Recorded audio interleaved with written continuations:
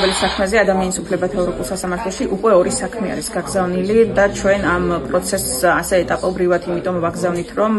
ზოგადად, როდესაც კონკრეტულ თემაზე უკვე ამოიწურება ქვეყნის შიგნით დავის შესაძლებლობა, ადამიანს აქვს უფლება მიმართოს ადამიანის უფლებათა ევროპულ სასამართლოს. მზია ამაღლობელი საქმეში არის არაერთი დარღვევა, არაერთი ეპიზოდი და ამ ყველა ფაქტთან დაკავშირებით აუცილებელია, რომ სამართალი აღსრულდეს და რადგან ეს ქვეყნის შიგნით შეუძლებელია, მზია ამაღლობელს მხოლოდ სტრასბურგის სასამართლოში შეუძლია ამ თემებზე დავა. რაც შეეხება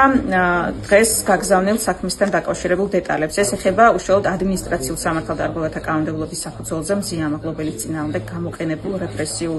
მიდგომას, რომელიც ერთი მხრივ გამოიხატა ადმინისტრაციულ დაკავებაში, რომელიც სრულიად უსაფუძვლოდ მოხდა, როგორც გახსოვთ, ჯერ სისხლის სამართლის ბრალის წარდგენამდე მზია ამაღლობელი ადმინისტრაციული წესით დააკავა პოლიციამ სტიკერის გაკვრის გამო და შემდგომ, როდესაც მიხვდნენ, რომ ამ ქმედებისთვის საერთოდ არ არის შესაძლებელი სისხლის ადმინისტრაციული წესით დაკავების გამოყენება, მათ გააყალბეს სამართალდარღვევის ოქმი, დაკავების ოქმი და ჩაწერეს, რომ თითქოს მზია ამაღლობელი პოლიციელებს წინააღმდეგობას უწევდა და სიტყვიერ შეურაცხყოფას აყენებდა, მაგრამ ამის დამადასტურებელი არც ერთი მტკიცებულება მათ არ წარმოუდგენიათ, არც პირველი ინსტანციის სასამართლოში, არც სააპელაციო ინსტანციის სასამართლოში და ამის მიუხედავად სასამართლომ მზია ამაღლობელი დააჯარიმა 2000 ლარის ოდენობით და შემდგომ სტიკერის გაკვრის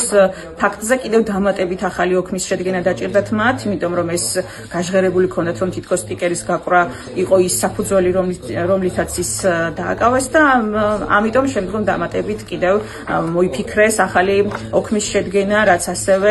უსაფუძვლოდ მოხდა, იმიტომ რომ ეს სტიკერი არ იწვევდა რაიმე ზიანს,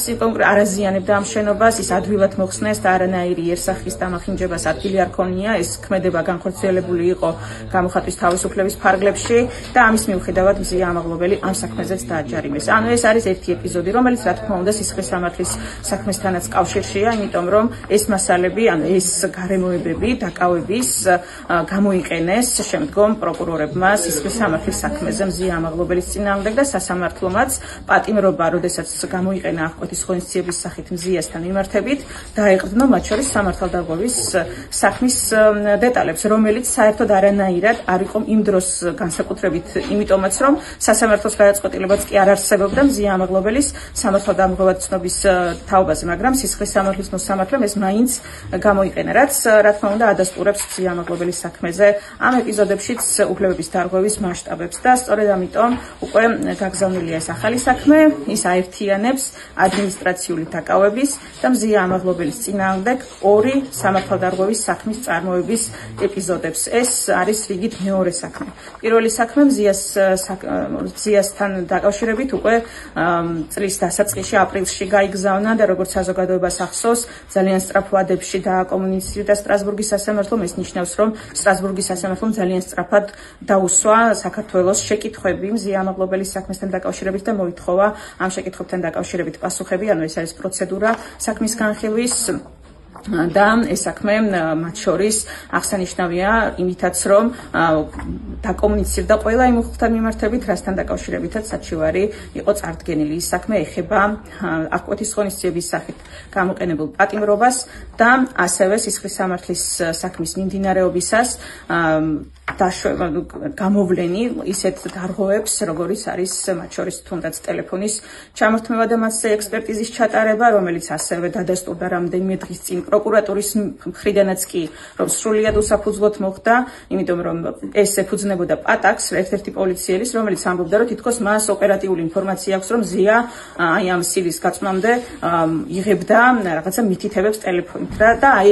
ეს დაუდეს საფუძვლად ტელეფონის ამოღებას და ექსპერტიზის ჩატარებას და აი ამ მთელი 10 თვის განმავლობაში იკვლიეს და აღმოაჩინეს, რომ თურმე ეს არ იყო სწორი და ეს ოპერატიული ინფორმაცია სინამდვილეში არც არსებობდა და არც შეიძლება არსებობდეს, იმიტომ რომ არანაირი საფუძველი არ ედო აი ამ სიტყვებს, თუმცა ამის მიუხედავად ქართულმა ოცნებამ მზია ამაღლობელის დასაზიანებლად გამოიყენა ეს პატაკი და მისი შინაარსი საზოგადოების შეცდომაში შესაყვანად, არაერთხელ მათ იმეორეს, რომ თითქოს ეს რაღაცა დავალებებს დაასრულებდა მზია და აღმოჩნდა, რომ ეს იყო მცდარი. აი ეს გარემოებაც არის სტრასბურგის სასამართლოში განხილვის საგანი, პირველ საჩივართან დაკავშირებით, რომელიც უკვე წარდგენილი არის